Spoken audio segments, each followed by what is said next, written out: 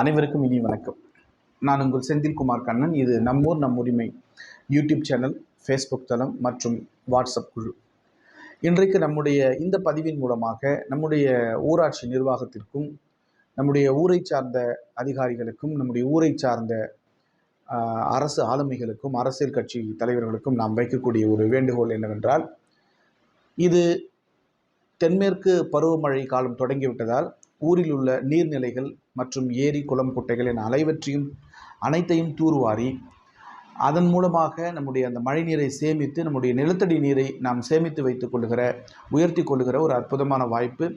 ஆகவே அதை பற்றிய பரிசீலனை செய்து நம்முடைய ஊராட்சியை சார்ந்த நிர்வாகிகள் தென்மேற்கு பருவமழை தொடங்குவதற்கு முன்பாகவே நம்முடைய நீர்நிலைகளை தூர்வாரி வைத்துவிட வேண்டும் என்று அன்போடு கேட்டுக்கொள்கிறோம். அடுத்ததாக, நம்முடைய ஊராட்சி மன்ற அலுவலகத்தில் சங்கு இருக்கிறது. அந்த சங்கு பிடித்தால் மிக நன்றாக இருக்கும் என்று நிறைய பதிவுகளில் நாம் நம்முடைய ஊராட்சி மன்றத்திற்கு செயலாளர் அவர்களுக்கு கோரிக்கை வைத்தோம். இதுவரை அதற்கான எந்த நடவடிக்கையும் எடுத்ததாக தெரியவில்லை.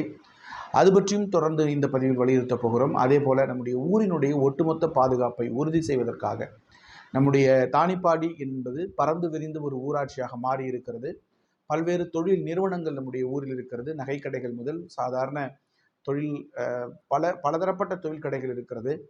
ஆகவே இவற்றையெல்லாம் இரவு நேரங்களில் இவற்றையெல்லாம் பாதுகாப்பதற்காக, கண்காணிப்பதற்காக அங்கங்கே சிசிடிவி கேமராக்கள் பொருத்தப்பட வேண்டும் என்பதும் நம்முடைய கோரிக்கையாக இருக்கிறது. இந்த 3 கோரிக்கைகளை பற்றித்தான் இப்போது நாம் விரிவாக பேசவிருக்கிறோம்.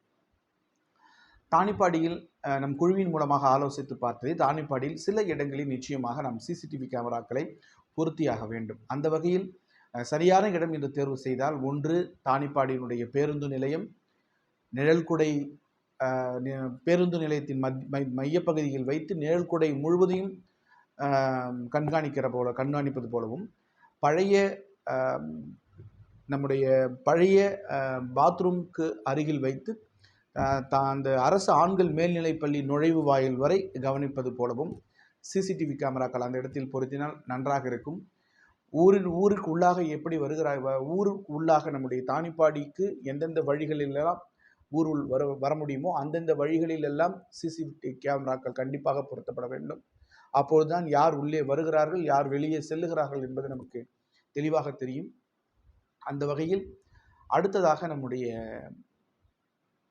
அப்படியே நம்ம அலிபாய் கடை இருக்கிறது. அது சுற்றி நிச்சயமாக நிறைய நகைக்கடைகள் இருக்கிறது. அந்த இடத்தில் நகைக்கடை உரிமையாளருடைய உதவியோடு அங்கு ஏதேனும் எல்லார் கடைகளிலும் சிசிடிவி கேமராக்கள் வைத்திருக்கிறார்கள். இருந்தாலும் பொதுவான ஒரு இடத்தில் அனைத்தையும் கண்காணிப்பது போலாக இருக்க வேண்டும். அந்த இடத்தில் நிச்சயமாக இருக்க வேண்டும். அதற்கு அடுத்ததாக அப்படியே சென்றால் போந்தை ரோடு அந்த இடத்தில் கண்டிப்பாக இருக்க வேண்டும். அப்புறம் அப்படியே RCR ரைஸ் மில் அந்த மூலையில் A1 பேக்கரி இருக்கக்கூடிய அந்த பகுதியில் கண்டிப்பாக இருக்க வேண்டும்.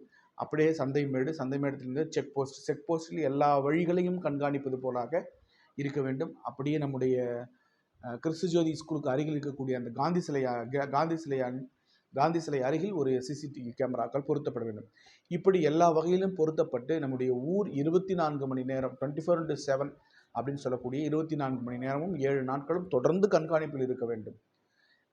பெரிய அசம்பாவிதங்கள் ஏதாவது நடந்துவிட்ட பிறகு நாம் விழித்து கொண்டு செயல்படுவதை விட ஊரிலுடைய இருக்கக்கூடிய பொதுமக்கள் மற்றும் வியாபாரிகள் நலச்சங்கங்கள் இவர்கள் எல்லோரும் காவல்துறையோடு எல்லோரும் சேர்ந்து ஒத்துழைப்பு தந்து அப்படி இந்த மாதிரி சிசிடிவி கேமராக்களை நம்முடைய எல்லா பகுதிகளிலும் அமைக்க வேண்டும் என்று நம்முடைய குழுவின் சார்பாக நம்முடைய ஊர் மக்களுக்கு கோரிக்கை வைக்கப்படுகிறது.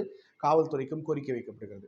அடுத்ததாக முக்கியமாக நம்முடைய பழைய ஊராட்சி மன்ற அலுவலகத்தில் கோயிலுக்கு அருகில் இருக்கிற பொழுது சங்கு பிடிக்கக்கூடிய ஒரு கருவி இருந்தது. அந்த சங்கு பிடிக்கும் கருவி பல ஆண்டுகளாக செயல்படாமல் இருந்தது. அதை நம்முடைய வாட்ஸ்அப்பிலும், ஃபேஸ்புக்கிலும், யூடியூப் சேனலும் போட்டு நம்முடைய செயலாளர் அவர்களுக்கும் பல்வேறு முறையில் நாம் தகவல்களை தொடர்ந்து சொல்லி அந்த பழுதுபட்டு இருக்கக்கூடியதை சரி செய்து அதை இயக்க வேண்டும் என்று பல்வேறு அழுத்தங்களையும் தொடர்ந்து கொடுத்து கொண்டே வந்தோம். ஆனால் இதுவரை அதற்கான எந்த நடவடிக்கையும் எடுத்ததாக தெரியவில்லை. ஆகவே அதுபோன்றும் அந்த ஒரு நிகழ்வையும் அந்த ஒரு சங்கு பிடிக்கக்கூடிய நிகழ்வையும் காலை, மாலை, மதியம், இரவு என 4 வேளை அதை பிடிப்பதற்கான ஏற்பாடையும் ஊராட்சி நிர்வாகம் செய்ய வேண்டும் என்று இந்த பதிவின் மூலமாக அவர்களிடத்தில் நாம் கோரிக்கை வைக்கிறோம். அதே போல தென்மேற்கு பருவமழை தொடங்க போகிறது. இன்னும் ஒரு சில நாட்களில் தென்மேற்கு பருவமழை தொடங்க போகிறது.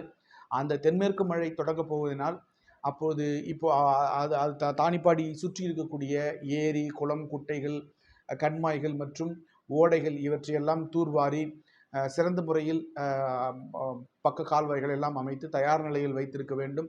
அப்படி வைத்திருக்கிற பொழுது தென்மேற்கு பருவமழையின் மூலமாக கிடைக்கக்கூடிய நீரானது சேமிக்கப்பட்டு சேமிக்கப்பட்ட நீரானது நிலத்தடி நீர்மட்டத்தை உயர்த்தும். அதன் மூலமாக கோடை காலங்களில் நமக்கு தேவையான அளவுக்கு நீர் நம்முடைய கிராமத்திற்கு தேவையான அளவுக்கு நீர் கிடைக்கும் என்பதால் இந்த ஒரு விஷயத்தையும் நம்முடைய நிர்வாகம், ஊராட்சி நிர்வாகம் மற்றும் முக்கியஸ்தர்கள் எல்லாம் முடிவு செய்ய வேண்டும் என்று நம்முடைய குழுவின் சார்பாக கேட்டுக்கொள்கிறோம். இது தென்மேற்கு பருவமழை ஜூன், ஜூலை, ஆகஸ்ட்,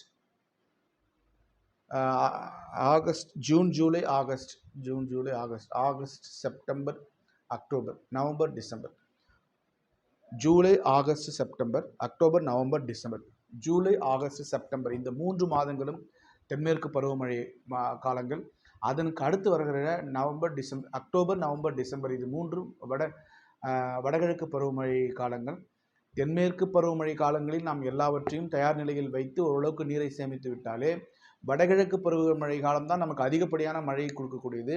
ஆகவே அந்த சமயத்தில் நமக்கு நல்ல நீர்நிலைகள் எல்லாம் சிறந்த முறையில் நீர் சேமிக்கப்பட்டு நம்முடைய ஊரினுடைய நீர்மட்டம் நிச்சயமாக நிலத்தடி நீர்மட்டம் அதிகரிக்கும். ஆகவே தயவு கூர்ந்து நம்முடைய ஊராட்சி நிர்வாகமும், அரசு நிர்வாகமும், அரசியல் நிர்வாகம் இரண்டும் இணைந்து இந்த முயற்சிகளை செவ்வனே எடுக்க வேண்டும் என்று நம்முடைய குழுவின் சார்பாக கோரிக்கை வைக்கப்படுகிறது.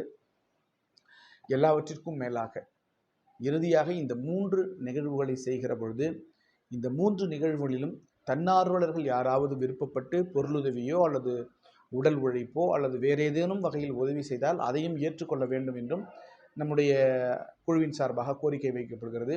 3 விஷயங்கள் முக்கியமாக: 1, ஊரினுடைய பாதுகாப்பை உறுதி செய்வதற்காக ஊரினுடைய முக்கியமான இடங்களில் சிசிடிவி கேமராக்கள் கண்டிப்பாக பொருத்தப்பட வேண்டும். 2, ஊராட்சியினுடைய கட்டுப்பாட்டில் இருக்கக்கூடிய சங்கு பிடிக்கும் இயந்திரம் பழுதுபட்டிருக்கிறது, அதை சீர் செய்து மீண்டும் நல்ல நிலையில் கொண்டு வந்து அவற்றை காலை, மதியம், மாலை, இரவு என 4 வேளை ஒரு நாளைக்கு அந்த சங்கு பிடிக்கும் இயந்திரம் கால அளவுகளை வைத்து சிறப்பாக செயல்பட வேண்டும் என்று ஊராட்சிக்கு அழுத்தம் கொடுக்கப்படுகிறது.